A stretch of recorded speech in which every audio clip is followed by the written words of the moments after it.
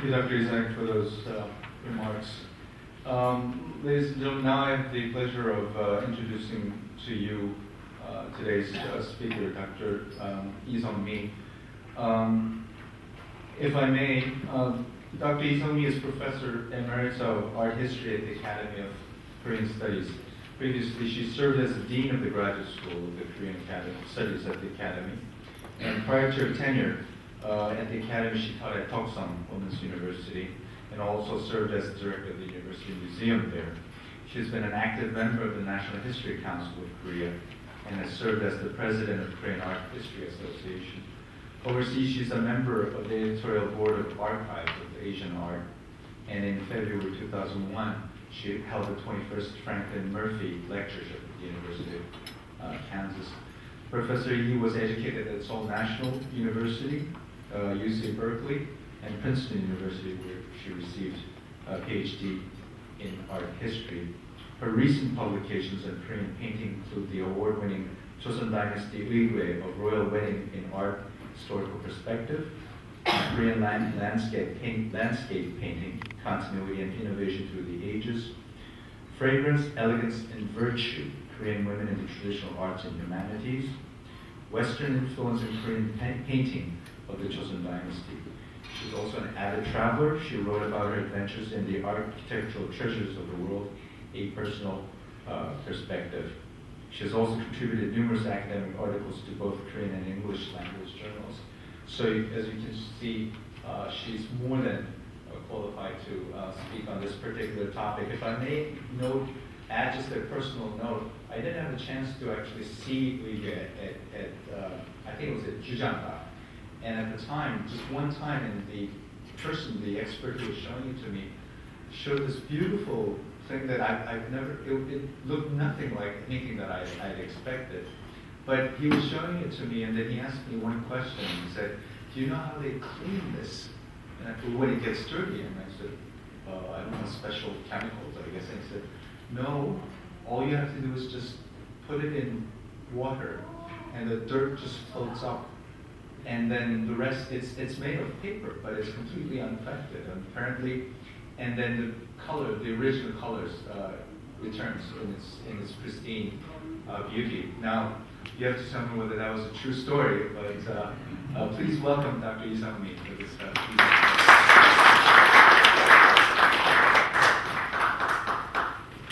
Thank you very much for your kind introduction, Dr. Hong. I think we need to turn off some of the lights in the front.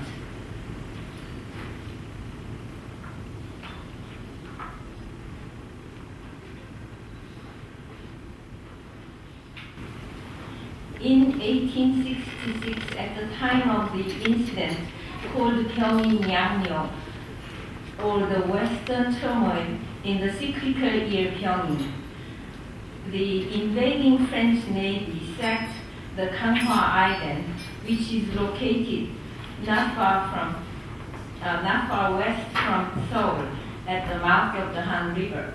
It was on that island that the Outer Kyujanggak Library, known as Wei-Kyujanggak, was located, called for short the Gangdo Wegak. This library was built to accommodate the overflow of books from the main Kyujanggak Library at Changdong Palace. This is the rebuilt Outer Kyujanggak, rebuilt in 2003. And this is the right side picture is now called Chuhakgu in Changdong Palace in the Secret Garden, the largest building in the Secret Garden. And the left side is a painting attributed to Kim Hong-do, Kyujanggak in Changdong Palace, National Museum of Korea, Seoul.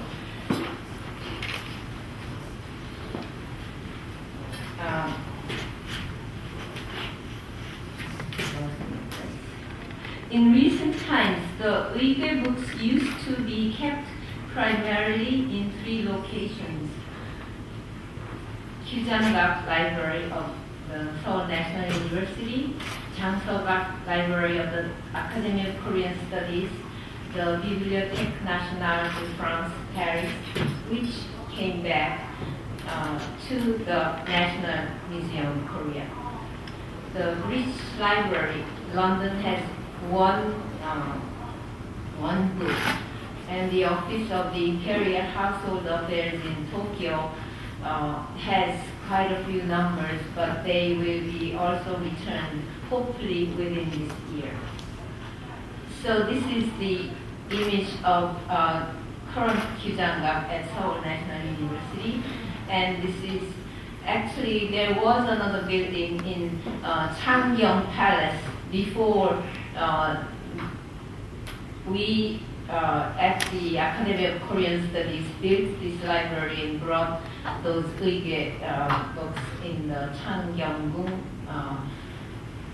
Changseok. And my office, where I worked in years, was right here, and all the Euigwe books were kept around here. So you can see that I am destined to do research on Euigwe.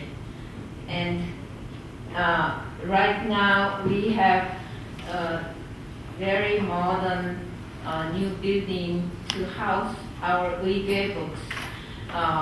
And I believe all the Euigwe books were moved to that new building, very scientifically, temperature and moisture controlled building. We will have a formal opening of the building very soon. And the National Bibliothèque Nationale de France has 3 locations, as you know. The largest one, of course, the brand new one, is formed like 4 books, but I'm not showing you. The Richelieu Library is the one that kept our Euigwe books.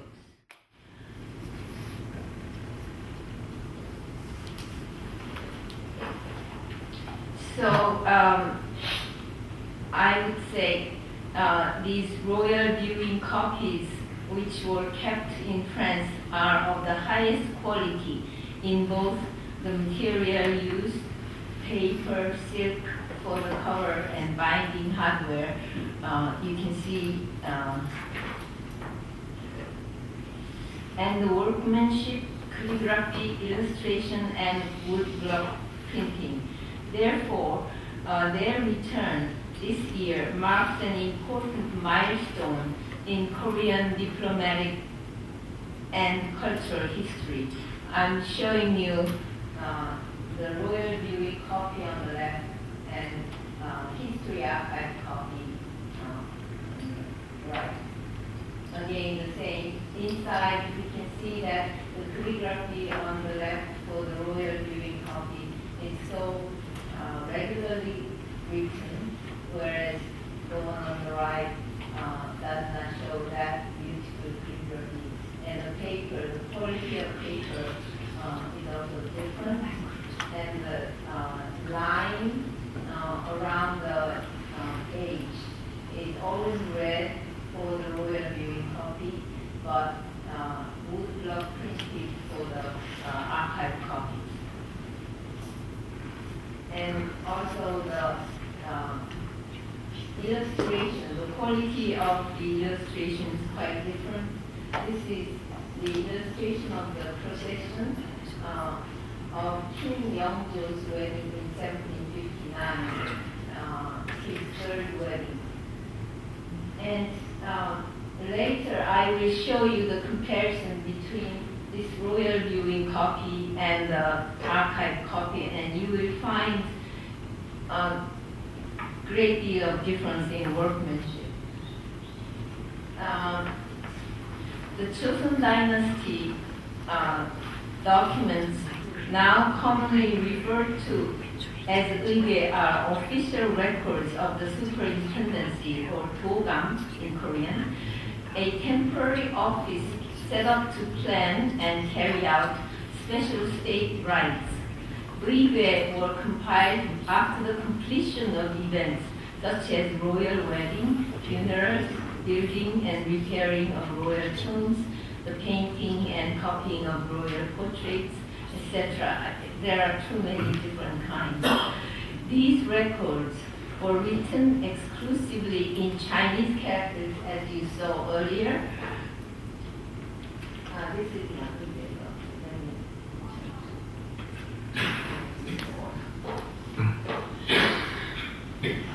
But combined both literary Chinese and the unique Korean writing system called Euigwe, in which Chinese characters were borrowed to record the sound or meaning of Korean words.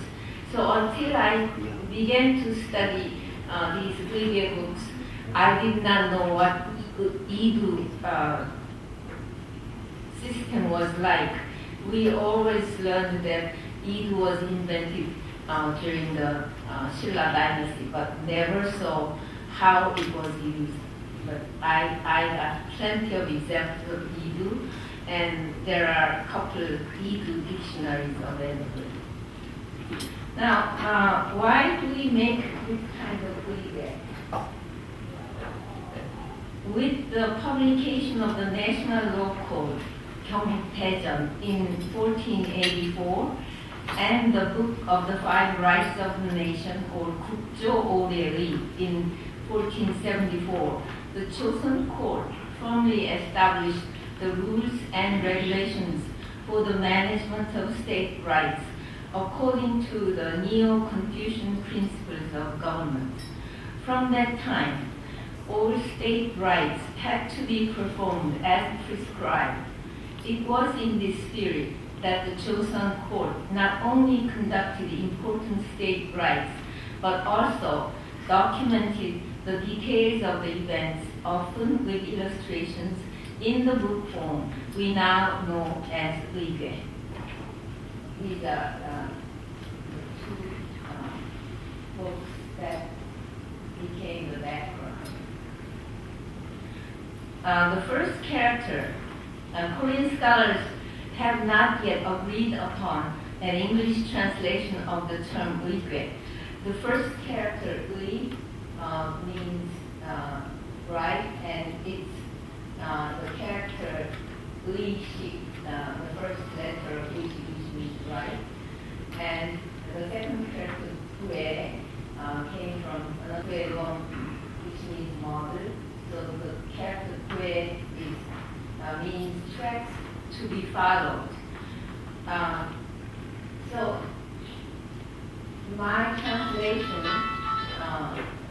of Euigwe is Book of State Rights.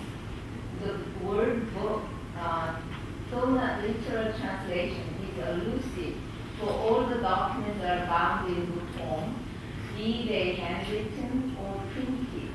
Furthermore, the English word book, especially when capitalized, can connote a classic, as in the Chinese book of rights, book of poetry, and so on.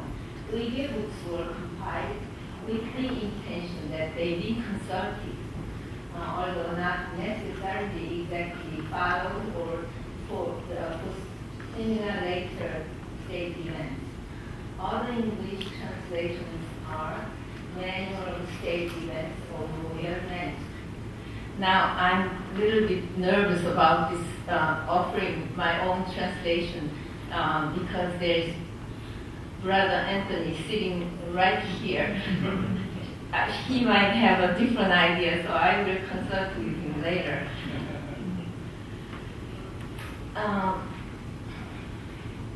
Depending on the nature of the particular events, usually 5 or more copies of the Euigwe were made.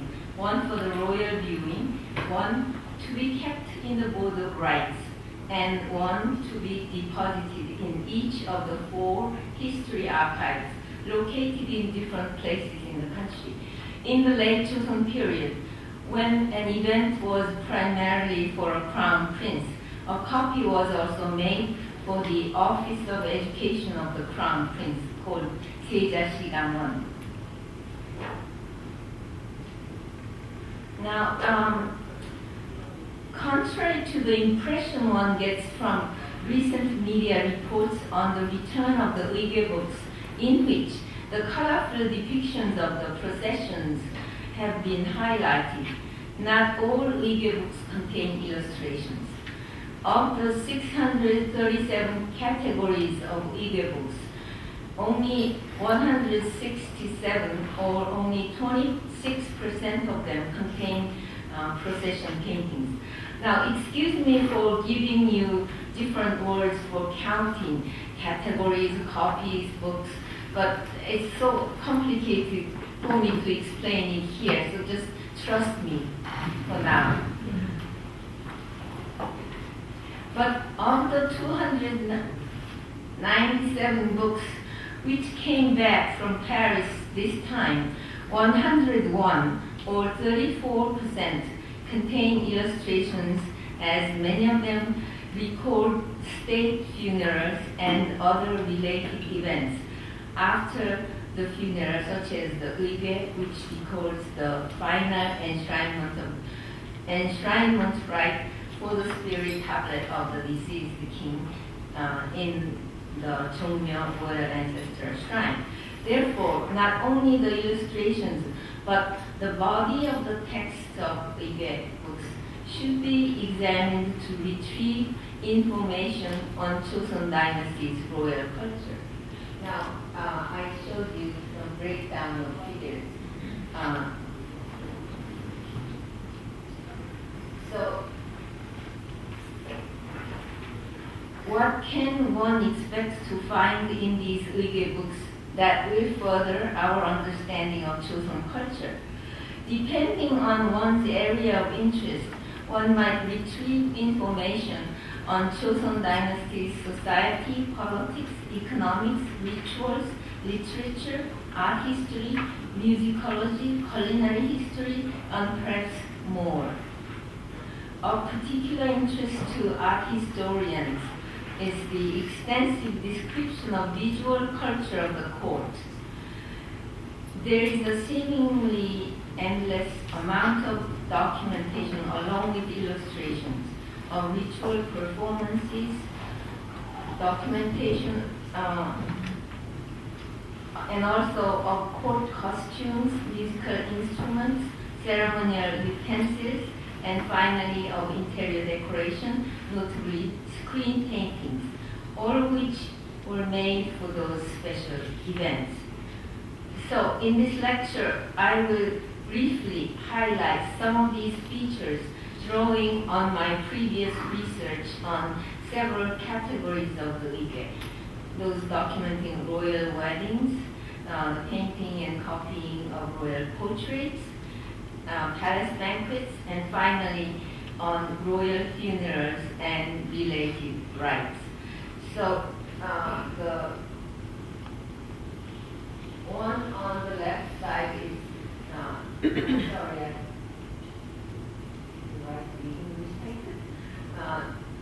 this is for the Kijang, Odesan. This is one of the history archives that this book was reported. This is the Euigwe of King Yeongjo's wedding in 1759. Copy now is in the library. And now you don't need to read all these Chinese characters, so don't worry, I will just summarize what's in here. A typical Euigwe documenting the wedding of a reigning king would begin with a list of titles and names of officials who were appointed to the various positions at the superintendency, followed by a schedule of all the events, from the first round of selection of the bride-to-be. Here's the first selection of bride-to-be, and then you go on. Other things show making of all these ritual objects, and the second round of selection of the bride-to-be, and then finally there are all sorts of rehearsals for the wedding, and then important stages of wedding rites. I just summarize it very briefly. It's much more than this, but now I will go through from number 3. King's formal proposal rite called nakje, the sending of gifts to the bride family, nakjing, which means that she accepted the proposal. Now I must mention that the age of the bride to be ranges from usually 9 to 15, very young age. And the selection of the auspicious date, and announcement of the date, and formal appointment of the queen, king's visit to the temporary residence of the bride to greet and accompany her to the palace. Now, this temporary residence needs some explanation. When a girl was selected to be the king's bride, she is no longer a commoner and therefore cannot go back to her parents' home. So the court arranges a small place for her to stay until the wedding day, usually 2 to 3 weeks. And she is taught several important manners and rights and so on to be the next queen. So that is called temporary residence, and in Korean it's called 결국. And then when the king brings her to the palace, there is a formal marriage bowl in front of parents and guests. And this is called 동례연 in Korean. And this is a very interesting concept. The second character means cow's pen. So that means the two are going into the same animal pen to be the husband and wife. So that's the first greeting ceremony of the bride to her in-laws, mostly king's mother, king's grandmother, sometimes great-grandmother. And so these are the important stages, but in between there are several rehearsals and so on. And all these ritual items such as the king's appointment letter and the jade book, the golden seal of the queen, and all these had to be made within the given time. And also she gets a whole new set of outfit for the formal occasion. Non-ceremonial items such as painted screens, attributes for the honor guards, palanquins to be used for ceremony, and food to be served were carefully restricted in Euigwe. All wedding-related Euigwe includes illustrations of processions called 반차도. And this term 반차도, if I give it to you in Korean, I don't think many Koreans will also understand. But if I give it to you in English, the rank, position, procession painting is easier. So I'm showing you the portion of the procession of King Yeongjo's wedding, and this is the extra palanquin for King Yeongjo, and he will have another palanquin in the back. But I must explain why the procession paintings look how they look. Those who look at the illustrations of the processions in the Euigwe books may wonder why they show figures, horses, and palanquins from several different viewpoints within one picture frame. For example, soldiers on the top of the page are shown standing upside down as if for the viewer from the opposite side, while the figures on the bottom are standing upside up. Officials on the horseback are shown proceeding toward the left, but only their back view and the rear end of the horses, or placed sideways on the page, are shown. All the palanquins are shown from the standpoint of view as that of the viewers of the book, proceeding to the left. Other standing figures in their back view are shown sideways as if lying on the ground. We find similar practice in many Joseon Dynasty pictorial maps in which mountains are pointing toward the four directions. So we are looking at this one upside down and sideways and so on. And characters identifying objects and places are all that way. Only in the center you see characters upside up. And so this is the practice followed in the Joseon Dynasty for important documentary things. If we further go back on time machine to ancient Egyptian times, we find the depiction of a lotus pond with flowers growing toward the four directions from the center. The primary purpose of utilizing multiple viewpoints rather than one unified viewpoint in one picture is to make sure that all the figures, horses, and objects can be seen in their most satisfactory aspects from several directions with the least amount of overlapping of one another. One can easily count the number of figures and horses in the scene, and no one figure blocks the view of another. They are not overlapped at all. This is the illustration of parts of wedding procession. These ceremonial things precede the queen's palanquin, and one on the left is the format for the letter of appointment. It's a scroll in several sections in different colored silk with lovely dragon on either side. And that's the small palanquin.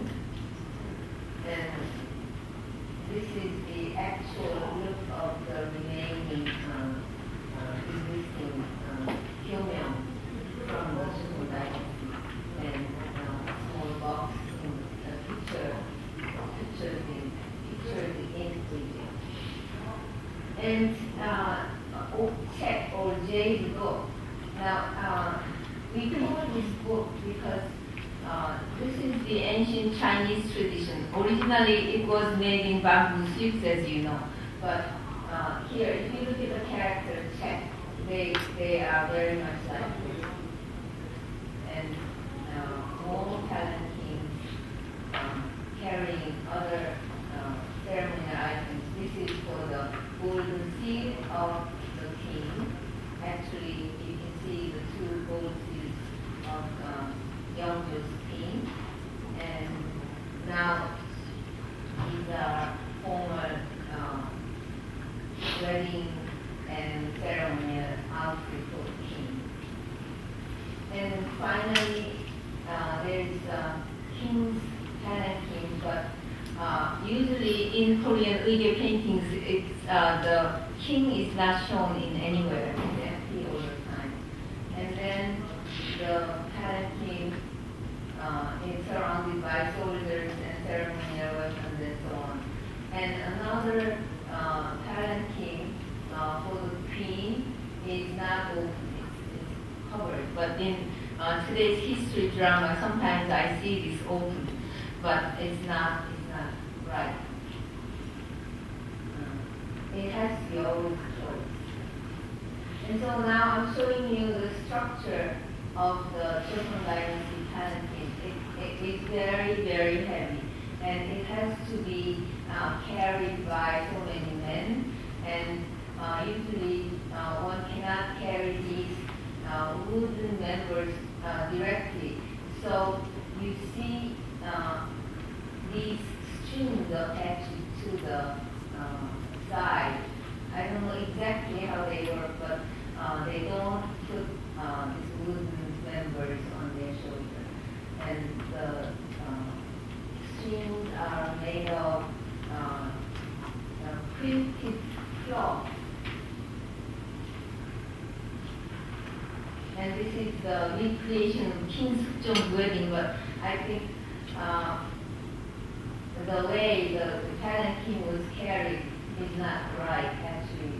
They don't hold it like this. So.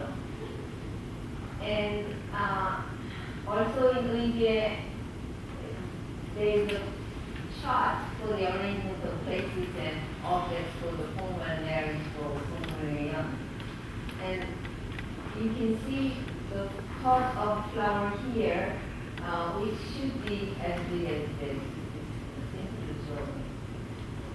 And then I have some pages which are mostly of interest to art historians, showing many names of painters and jade artisans and scribes and more painters. And here also one who works for the lacquer and so on. So these names are very important for us because out of all these Euigwe, we found so many names of artists whose names do not appear in other literary or documentary sources of the Joseon Dynasty. However, many of these names appear repeatedly in contemporary Euigwe. And Euigwe also has a section on award. These are still more on let me just say one thing about the last line. That's for the needle servants. And if you look at other names, they are all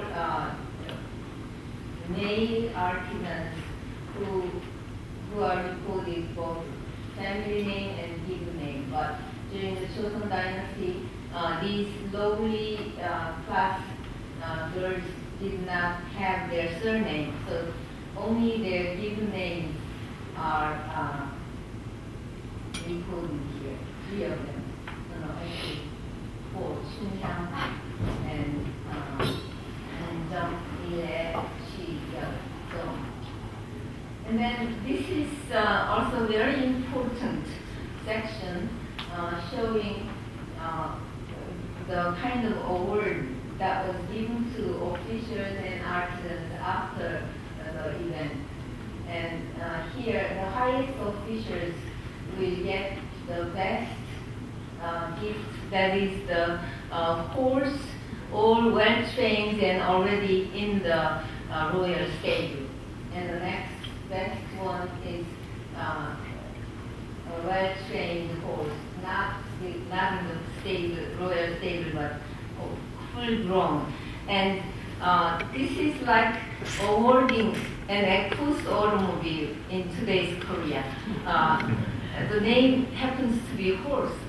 I don't know, maybe there's a better car, but to me it looks like it's a good car. So, and then other artisans got a bolt of cotton or a bushel of rice and so on. And another important fact that I discovered is the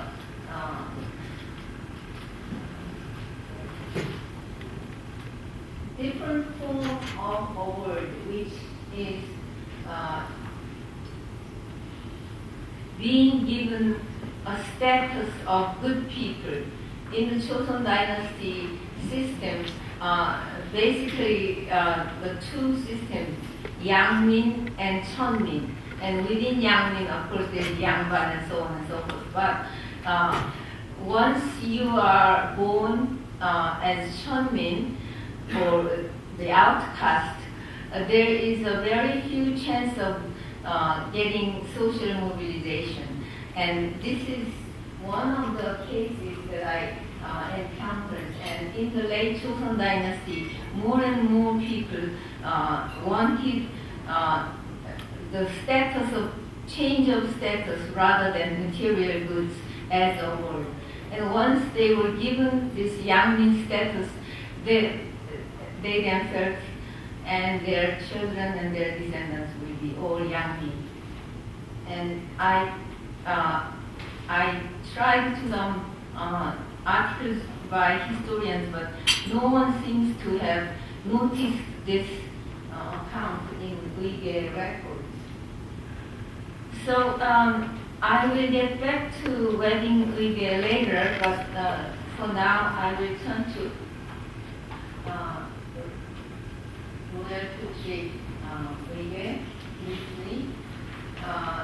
And this is the Euigwe showing procession painting and a procedure. So just very quickly, they have to go through all these stages, and for an art historian, the selection of royal portrait painters is very important.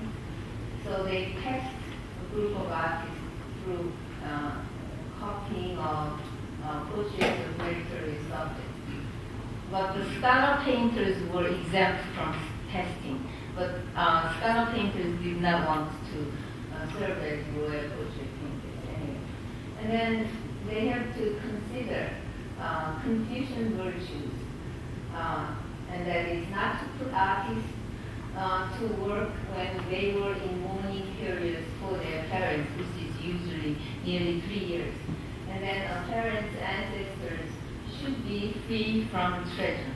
There are examples that I encountered here.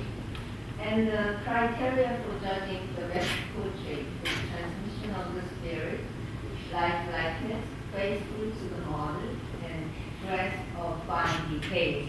These are all mentioned in Euigwe documents. So this is the book when King Gojong and his crown prince portraits were painted. And this is the schedule of events, but I want to show this to you because it shows so many times the king stood as model for the artist. So it goes on, and I counted, they sat for the painter for about 50 times. And in Zhong's time, he sat for the artist only about 12 times.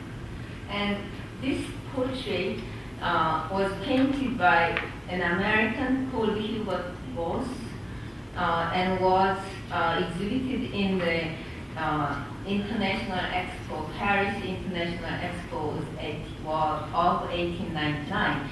So Gojong was willing to accept the Western realism by this time, and that's why I think he sat for the artist so many times.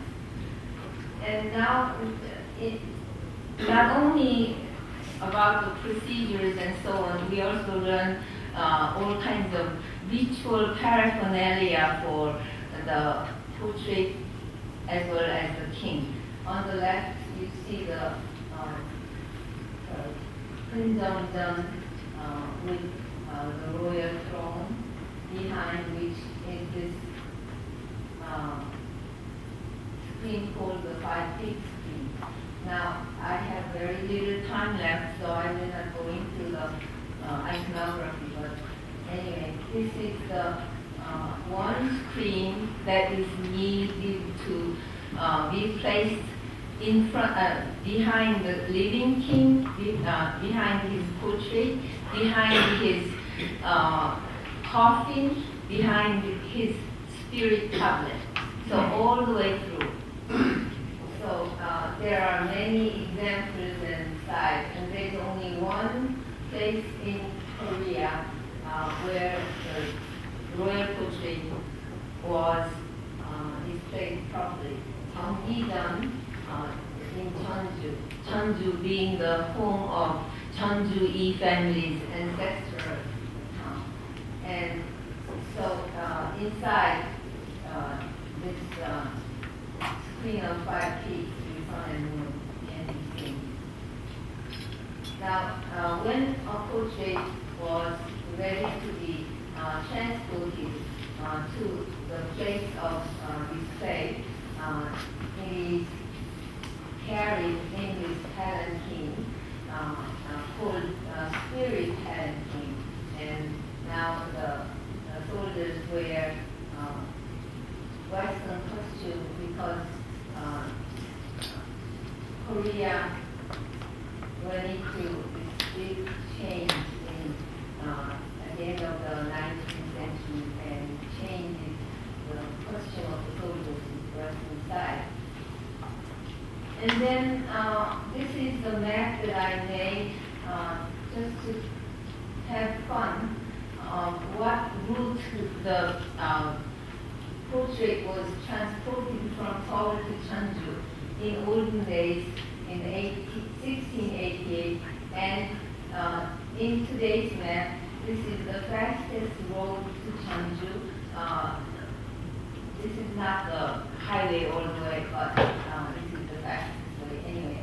So they are almost exactly the same.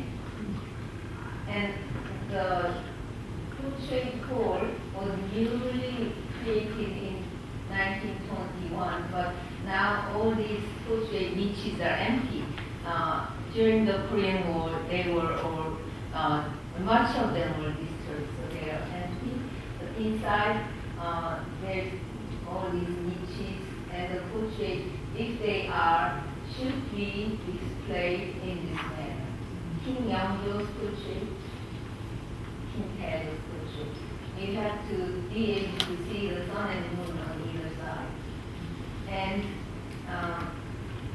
there are many more interesting details, but since I have to show you some of the funeral and related rites, I am moving on.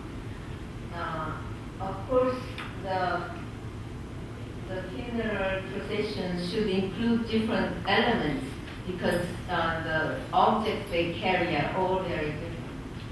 So these are the 4 types of Euigwe, 4 types of superintendency created after the death of the king. And this is a page from King Injo's funeral, which tells us that instead of 1 superintendent for 1 togam, this superintendent had to be responsible for 3 or 4 different togams. So he is called a superintendent general. There's King Injo's tomb. And now, if you look at this one by one, you will see how complicated the procedure is. But this is the one that I made drastically simple. But anyway, you have to go through all these stages after the death of the king. And what I thought interesting was the second one, which is calling for the spirit. After he died, they hope that he will return to life. And so a eunuch brings one of his clothes and shakes it on top of the roof and calls his spirit 3 times. And after this, if he's still dead, then he's really dead. So all these complicated procedures. And departure of the king's coffin is about 4 or 5 months after his death.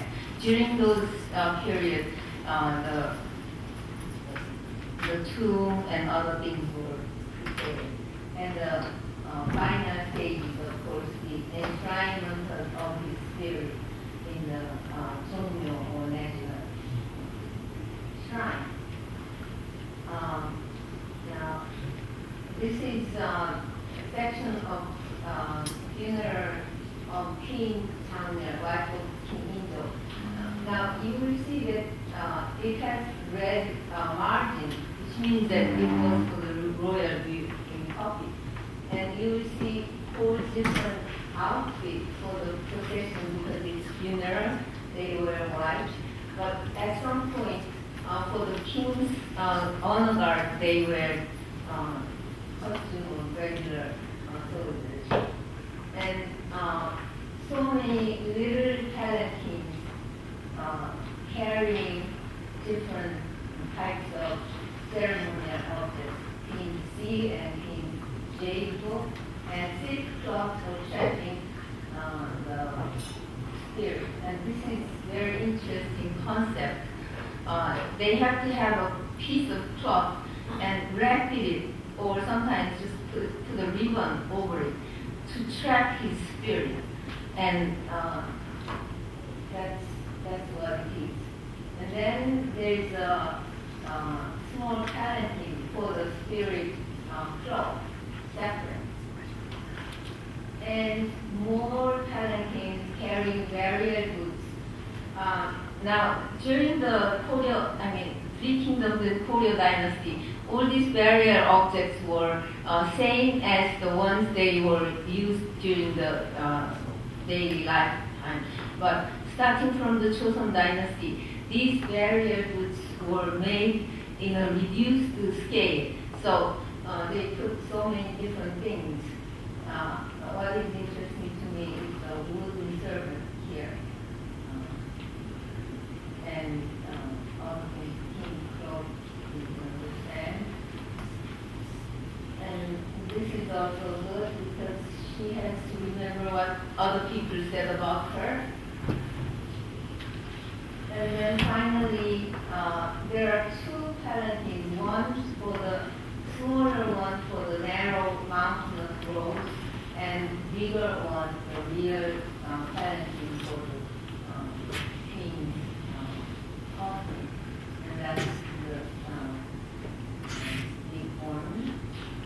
And then before the funeral is kept in the kunjeon or pinjeon, coffin hole, inside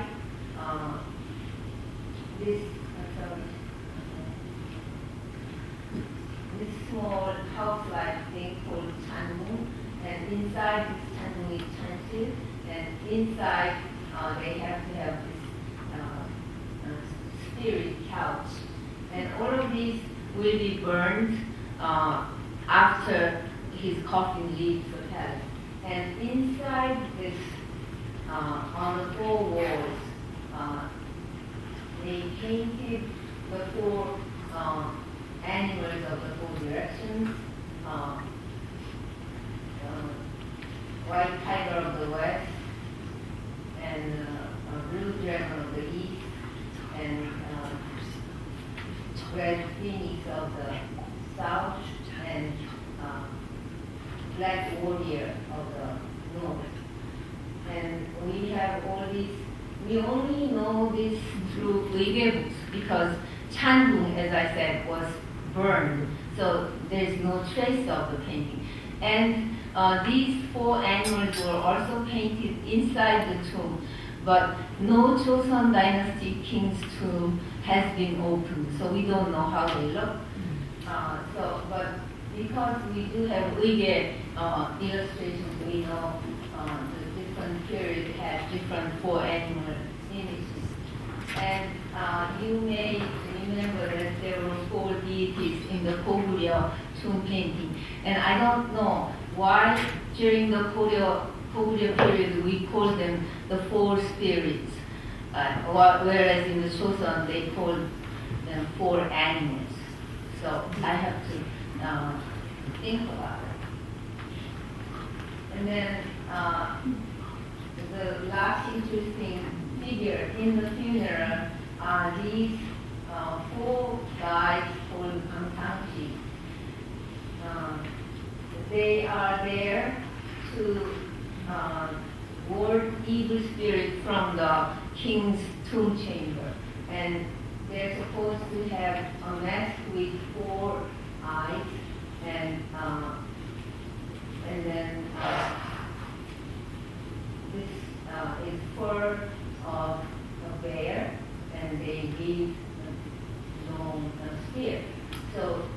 they are scary enough to chase the evil spirit. Now, actually, this should be my main topic, but my time is over, so I know. So we'll go very fast. Now, I've shown the illustrations with the text of Euigwe, and they serve as visual and documentary evidence for the study of the Joseon culture in general, and the study of history of art of the period in particular. Now, I have many more pictures, but just go over them very quickly. This is the scene of a royal banquet of 1827. And what is interesting is that most of the banquets were for female members of the royalty. Kings were sort of abstained from having a big banquet for their own birthday or anything because they were so staunch Confucian. They refused to spend so much money on themselves. So here some of the inscriptions are written in Hangul because this is for women. Myeongbu, these are seats for the ministers and so on. And screen of banquet of 1887, and you can see all the interiors with screens and tables with flowers. And this is actually interesting concept, putting flowers on each dish instead of one flower in the table, on the table. And flower vases are all illustrated in the Euigwe, such as this one. And the flower maker Hwang Soo-ro recreated this pot out of that Euigwe drawing. And the fourth entertainment I mentioned earlier, this is called Sunyu-rak, or pleasure boat riding. And this illustration also appears in the Euigwe. And also now I tried to document all the screen paintings that were used in Euigwe documents that I have studied. And so I find the change of subject matter, 10 symbols of longevity, comes very often, almost every time, and lotus pyramid. I skipped 2 frames, but suddenly a new theme, Happy Life of Bo Li, King of Fanyang. This is a Chinese character, but suddenly it appears in 1820, 1802 on to the end of the dynasty. And I wasn't sure why this happened, so I had my graduate student to do an MA thesis on it.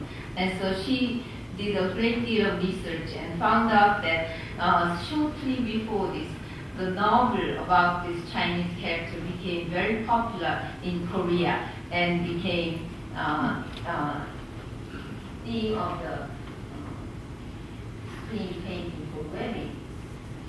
And then I can show you some of the images you've seen many times, but these were all made for the royal wedding.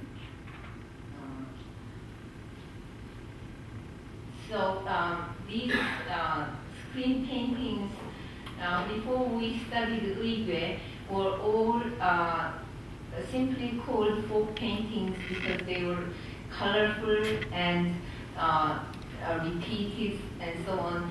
But I propose that we now distinguish folk painting from palace painting simply because these good quality large paintings are not folk paintings. To be sure, smaller scale paintings were made for general folk.